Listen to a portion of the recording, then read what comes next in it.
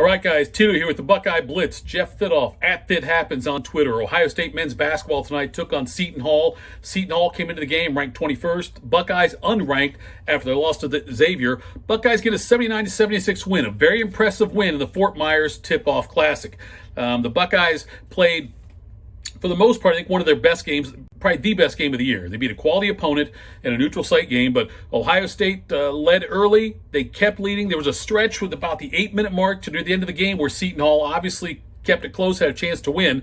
But before that, the Buckeyes, though, really played well. And the only issues I had were some defensive lapses and a silly play down the stretch, but there were sometimes they're still getting lost on defense. So let's start with the negative part first, I guess. Sometimes they're still getting they're not adjusting well to the situations other teams are providing to them. And it's more of a team defensive thing they have to work on. There's certainly some great individual efforts, but team defense, they need to do a better job of switching and communicating on the floor because Seton Hall a couple of times took advantage of that. Some big plays, though, in this game.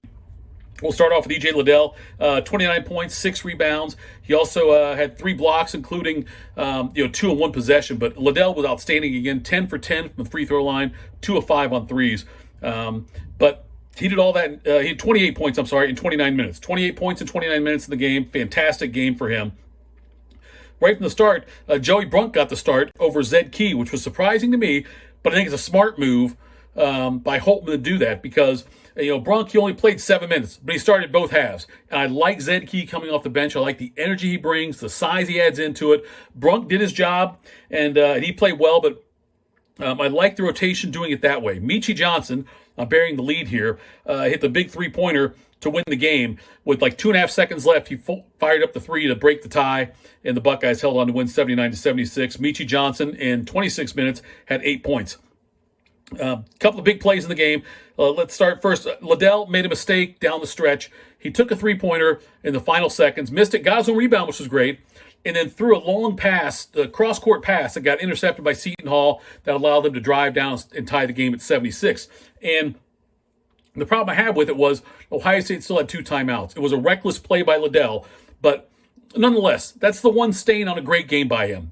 Anytime you get a guy his size, 10 for 10 from the line is incredible. And I love what he did during the game. That one mistake almost cost Ohio State, but that was the only thing I had wrong with Liddell. Love the shot selection by Meechie Johnson Jr. at the end. Justin Ahrens, he ended up going 5 for 8 on threes. That's all he took was 3-pointers, a couple of free throws. In 28 minutes, he had 17 points. I did like the rotation. I like having Soto's out there. He looked really good. Made a big play where there was a steal. He hustled back, altered the shot late in the game. The Buckeyes got it back. That's a play that you don't see necessarily in the box score as a big play, but it was a monstrous play very late in the game for the Buckeyes there. But everyone contributed, though. Even Kyle Young, in his 24 minutes, he had like what Kyle Young does. He had some hustle plays in there, ended up with 12 points in the game, 7 of 8 from the free throw line, and he also had a team-high 8 rebounds. Look, Kyle Young, the Ohio State's whole basketball team, the whole team tonight, free throw-wise, 22 out of 25, 88% from the line. Amazing performance there. And they're even 11 for 22 on threes, which is also 50%. We'll take that anytime also. Seton Hall gave Ohio State everything they could take. I said earlier this is one of the games, this game and the next game, these 2 games I'm worried about because I want to see Ohio State put together a complete game. I feel like they put together an almost complete game tonight. They did have, like I say, the struggles, and the lead was up to 10 or 11 at some point, and Seton Hall came back and they tied it up and made it close again. Ohio State had the foot on the throat early on. Seton Hall crept back in. But the Buckeyes ended up winning 79-76, a big win. The unranked Buckeyes now, who fell out of the top 25, beating a quality Seton Hall team who knocked off Michigan and Ann Arbor.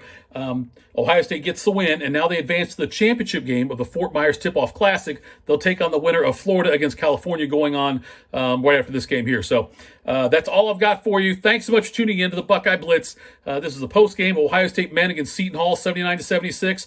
At ThidHappens on Twitter. I'll talk to you tomorrow.